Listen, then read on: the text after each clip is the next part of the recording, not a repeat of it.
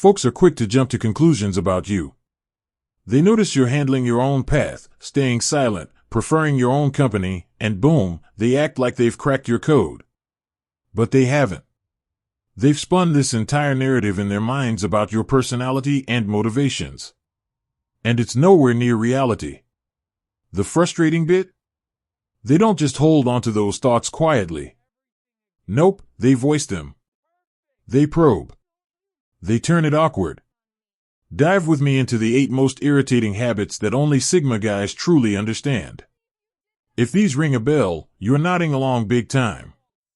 If not, this might not hit home for you. Hang tight, though. Number 5 is the one that'll have you ready to go silent on everyone. It's hands down the most infuriating. First off, keeping to yourself sparks suspicions that you're concealing secrets. You typically focus on your affairs, avoiding the spotlight. You like flying under the radar, staying discreet. Sharing too much about your world or drawing eyes just doesn't appeal. Sigmas naturally guard their details, not to seem enigmatic or toy with folks, but because it suits you best.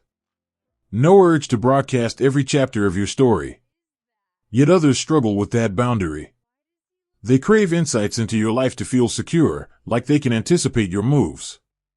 Without it, you're a wild card, unforeseeable, beyond their grasp. That unsettles anyone who thrives on directing, dominating, or steering others. Deny them those freely offered clues, and their imagination runs wild. They assume you're sneaky or burying skeletons. Whole tales emerge about whatever drama you're supposedly stashing away. Truth is far simpler, even mundane.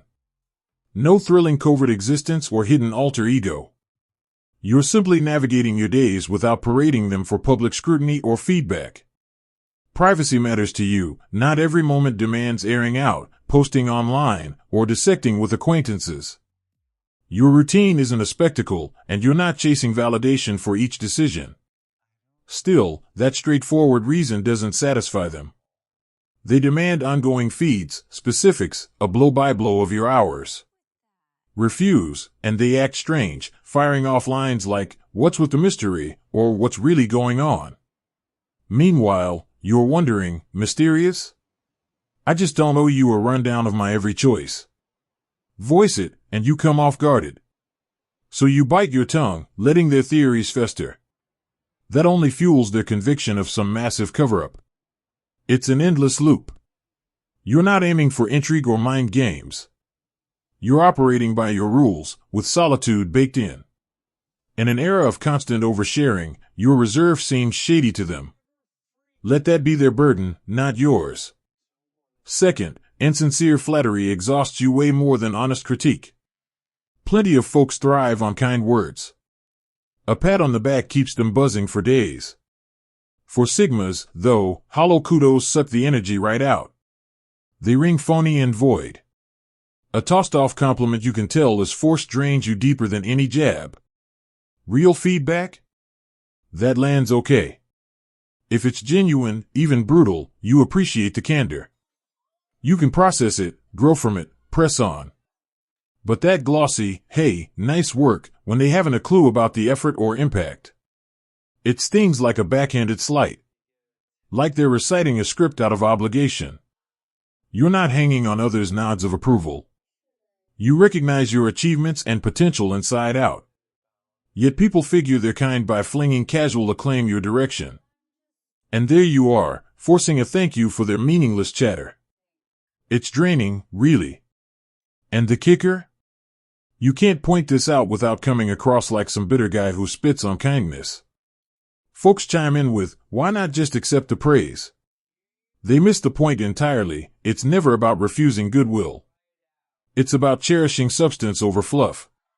Phony applause clutters your mind like static, whereas blunt feedback hands you something solid to chew on and improve. Number 3, you spot the train wreck miles ahead, yet no one heeds the warning until the crash.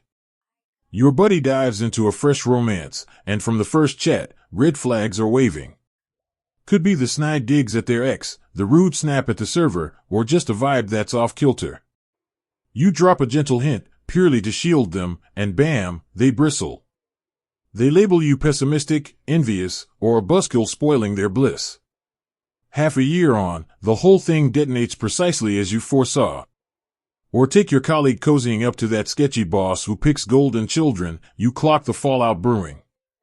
A quiet word of caution, and they brush it off as paranoia. Next thing, they're tangled in workplace chaos, baffled at the mess. Or picture your relative at holiday dinners, chasing shaky money schemes in a clear spiral, but family shrugs it away because blood runs thick and intentions seem pure. That's Sigma wiring at work. You detect cycles others overlook, observing from the sidelines without emotional haze clouding the view. The warning signs glow bright. Share them, though, and it's taken as an attack or gloommongering. People cling to their rosy lens until reality shatters it. Then, right on cue, everything unravels just as you called it. Abruptly, they're at your door, frazzled, begging for guidance to untangle the preventable disaster. You step in, of course you do, it's who you are. Deep down, though, you're replaying, I flagged this ages ago, and you dubbed me overboard. Say it aloud, and arrogance creeps in, so you swallow it, lend a hand to rebuild, and stay mum on how needless the wreckage was. The loop just keeps spinning. You flag the next warning sign in their fresh romance, their shiny new venture, or that spur-of-the-moment leap, and once again they wave you away.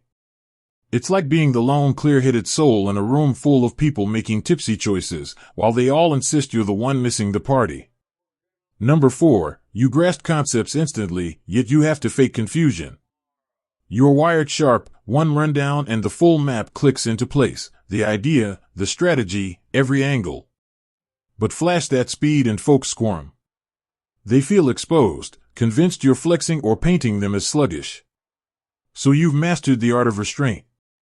You toss in questions you already know the answers to, nod thoughtfully as if the pieces are still settling.